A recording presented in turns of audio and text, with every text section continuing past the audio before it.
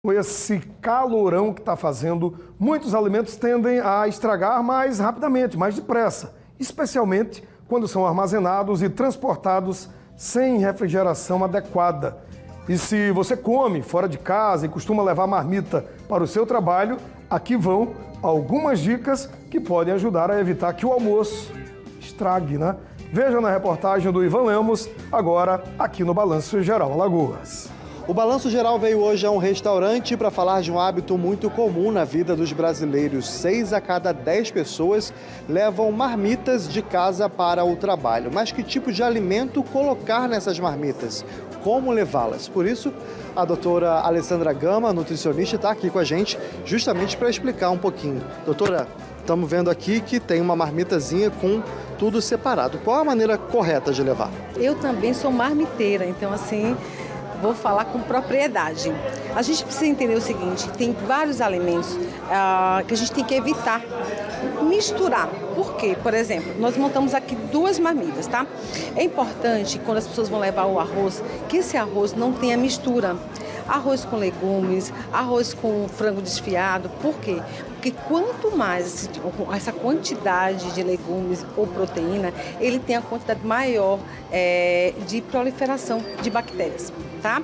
Então a gente, primeira mão, sempre levar o arroz branco só temperadinho, tá? Uma outra coisa importantíssima, não misturar com o feijão, principalmente se ele for feijão de caldo, tá? Quando é um feijão tropeiro, um feijão verde, você pode sim, porque o feijão de caldo também vai ajudar aí a proliferação de bactérias, então tem que tomar muito cuidado. Uma coisa bem interessante é sempre levar a salada separado. Nós colocamos aqui de forma justamente separadinho. Então, utilizar esse tipo de marmita é muito interessante.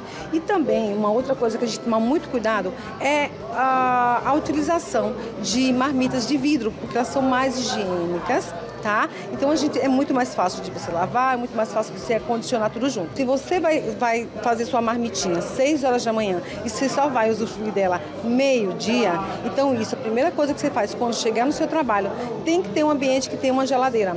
Aqui a gente está vendo, Alessandra, que tem essa marmitinha aqui, por exemplo, que tem um feijão com caldo separado do arroz. Mas tem muito trabalhador braçal, que está assistindo agora o balanço, que leva aquela marmita com feijão junto com arroz ou macarrão, tudo misturado, porque só tem aquele recipiente para levar. Nesse caso, esse trabalhador que vai pegar uma bicicleta para trabalhar, debaixo do sol, qual a orientação para ele? A gente está vivendo num momento que a temperatura está extremamente elevada. Então, esse alimento tende a, digamos, a azedar com muito mais facilidade. Um trabalhador braçal, né, ou que trabalha em obra, ele não tem ali uma geladeira à sua disposição. Então, não tem como ser. Tem que colocar numa mochilinha com gelo. É uma forma melhor de ele acondicionar esse alimento. Aí a quantidade de gelo, como deve fazer? Não tem a quantidade certa. O que você tem que pensar? Se essa comida vai passar muito tempo, é interessante também que você faça um dia anterior, deixe no congelador, ela já vai estar gelada, congelada, e aí você retire de manhã. Mas se for o caso de fazer ela fresquinha de manhã, né, como muitos trabalhadores levam, cuscuz com feijão ali misturado, muitas vezes porque é uma prática, é um hábito, né, bem nordestino, mas a comidinha está mais fresca há mais tempo. Então, basta apenas colocar o gelinho, que ela vai conseguir chegar meio-dia aí, fresquinha, ele vai conseguir usufruir tranquilamente.